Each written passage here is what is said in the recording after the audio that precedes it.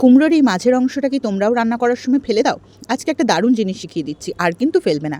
কুমড়োর এই মাঝের অংশটাকে ভালো করে চেঁচে নিয়ে এর মধ্যে থেকে দানাগুলোকে আমাদেরকে বেছে নিতে হবে। কোনো রকম দানা যাতে এর মধ্যে না থাকে সেটা তোমাদেরকে দেখতে হবে। ভিতরে ভিতরে অনেক দানা লুকিয়ে থাকে, ভালো করে ছুরি দিয়ে কিংবা হাতের সাহায্যে দানাগুলোকে বের করে নিয়ে এই থলথলে জায়গাটাকে একদম ছোট ছোট করে কেটে নেবে। দেখতেই পাচ্ছ, একদম ভিডিওর মতো ছোট ছোট করে টুকরো করে নেবে।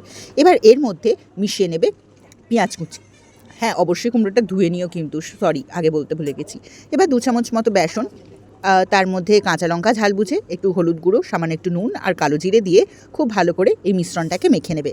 জলের কোনো প্রয়োজন হবে না, কারণ কুমড়োর ওই জায়গাটার মধ্যেই কিছুটা জল থাকে। তাও যদি মনে হয় যে খুব শুকনো হয়ে যাচ্ছে, তখন 1 থেকে 2 চামচ মতো জল তোমরা অ্যাড করতে পারো।